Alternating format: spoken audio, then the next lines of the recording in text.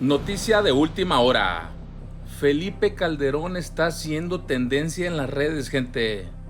Y no porque les caiga bien a las personas, sino por su discurso de odio hacia la Cuarta Transformación.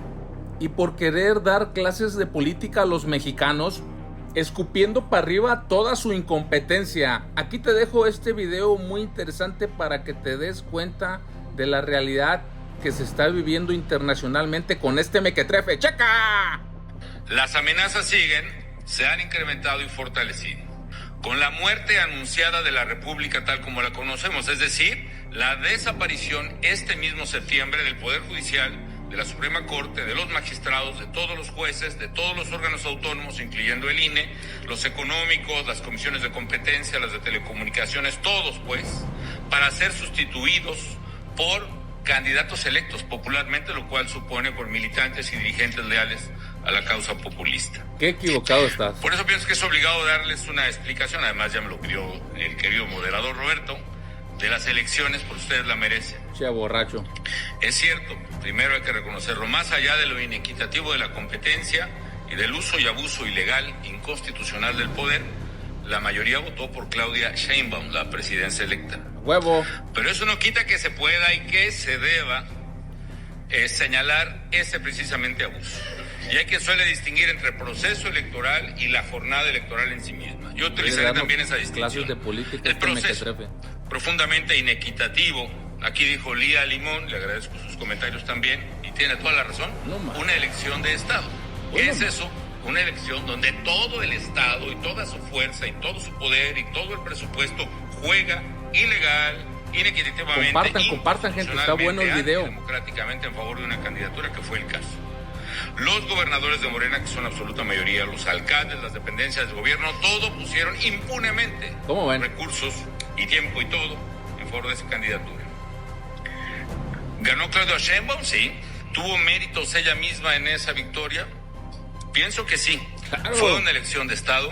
Claro que sí. No. Carlos Ursúa, secretario de Hacienda del propio Andrés Manuel López Obrador al inicio de su gobierno durante 3 años, y que renunció con los finados, no estar de acuerdo con la toma de decisiones de política pública sin sustento, en una carta muy importante donde la cito: no más simulación, presidente. Pues bien, Ursúa, tanto en el Universal como en Nexos, desmenuza el abuso ilegal del dinero público, poniendo en evidencia, entre muchos, un solo programa de los del gobierno, el programa de adultos mayores. Al inicio de su sexenio, dice Ursúa, y a la vista de todos, el presidente López Obrador armó su ejército electoral, el cual hoy se acerca a 20,000, que son los llamados servidores de la nación. Qué mentiroso. Los soldados, que lo mismo tocan las puertas de los hogares para recordar a cada adulto mayor y a sus familiares las bondades del líder, que Andrés te manda esto, y recordarles también, como ocurrió en la campaña, ilegalmente, que si no ganaba la candidata de Andrés, se quitaría el programa.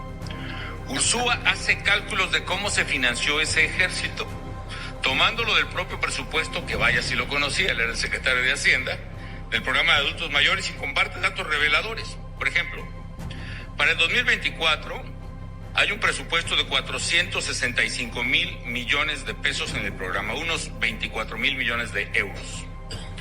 Ahora bien, de acuerdo con la Comisión Nacional de Población, la cifra estimada de adultos mayores será entonces a mediados de año 11,217,534. ¿Cómo ven, gente? Suponiendo la histórica suposición de que todos estarían adscritos al programa, que tiene varios requisitos, suponiendo que todos lo cumplieran, la Secretaría de Bienestar erogaría no los 465,000 millones, sino 404,000 nada más, suponiendo que todos estuvieran registrados. Es decir, todavía si concedemos 11,000 millones para la nómina, dice Ursúa, los gastos de operación, quedan 50,000 millones de pesos limpios de polvo y paja y sin escrutinio para otros menesteres. 50,000 millones, que son más o menos 2,600 millones de euros. Fíjate la narrativa, güey. Así pues, los votos los explica el dinero recibido por los beneficiarios. Podríamos discutir la legitimidad de ello, el dinero regalado, lo que dice la diputada Cayetana Álvarez, las paguitas que nosotros, el Ejecutivo no lo justificamos, es un dinero. Que en este año electoral, curiosamente, tuvo una paga, el incremento de un 25%, y se hizo el pago de 3 bimestres en una sola exhibición, es decir, 2 meses antes de las elecciones, en un país de un ingreso per cápita de 600 euros al año, más o menos, cada beneficiario recibió más o menos 1,000 euros en efectivo. Y sí, muchos de esos votos pues fueron emitidos libremente en gratitud por ello. Hay que discutir la legitimidad de eso, pero como dice Ursúa, a costa de lo que él llama el cartucho financiero encendido para el próximo presidente, que tendrá que cerrar el déficit público de nada menos cómo le siguen 6% creyendo a del este PIB, mequetrefe, a riesgo de que reviente en algunos años adelante. Pero también otra parte de los votos los explican los 600 millones de euros manejados con absoluta opacidad, sin reglas de operación, sin padrón de beneficiarios, sin rendición de cuentas, que fueron a aceitar la maquinaria imposible de vencer. Finalmente, la última parte lo explicaría lo que realmente pasó en la jornada electoral. La verdad es que se sabe, sí, que la mayoría fue aplastante, pero la verdad no se sabe con exactitud si hay o no un margen de discrepancia con los votos realmente emitidos y de qué tamaño pudiera ser el margen. Puede ser 0, puede ser 1, 2, 5, no sé. Pero ¿por qué no sabemos? Y aquí viene la contraparte. ¿Por qué la oposición, y esta es una responsabilidad que no puede dejar de señalársele a los partidos, al PRI, al PAN y al PRD, a MC, fueron incapaces sus dirigencias de acreditar representantes de casilla? En el caso del PAN, que tuvo el honor de presidir, que me postuló como candidato presidencial, que me duele mucho su caso, según datos del propio INE, solo registró el 40% de representantes acreditables ante las mesas directivas de casilla. Tengo el dato preciso. Entonces, en fin, ni siquiera la mitad de las casillas fueron cubiertas. Ni siquiera la mitad. Es decir, en la otra mitad de las casillas, supongan que nada más... Se robaron el dinero en tu partido, mequetrefe. Esos servidores de la nación hicieron lo que quisieron. Pudieron haber cambiado funcionarios de casilla, pudieron haber suplantado representantes del propio PRI, PAN y PRD. Jorge Alcocer, un gran analista, muy respetado por mí, dijo que hubo 1,800 casillas zapato para las jugadoras y jugadores de dominó. Sabemos que el zapato es cuando uno lleva todos los puntos y el otro lleva 0, ¿no? Él dice 1,800 casillas zapato, 100% de los votos emitidos y los 100% para Claudia Sheinbaum, ¿no? Que es nulo además en jurisprudencia electoral, pero bueno, supongan que sean menos casillas. Mi punto es este, ¿en dónde estaban los representantes del PAN, PRI y PRD? El problema es que han hecho partidos tan pequeños, tan manejables, que son sus una dirigencias, cagada de partidos, que sí les permitieron a sabemos. sus dirigentes ponerse en el primer lugar de la lista plurinominal, asegurar su también lugar en el sabemos Senado, que eres un sus pendejo, amigos, sus asistentes personales, incluso, y la ciudadanía afuera. En fin, me quedan 2 minutos según me advirtió el moderador. Ya, termínalo, en serio, por Juan su puta 17. Finalmente, el punto nodal que yo propongo, vamos a suponer que se vale regalar el dinero así, cash, 1,000 euros, en un país de 600 de ingreso per cápita al año.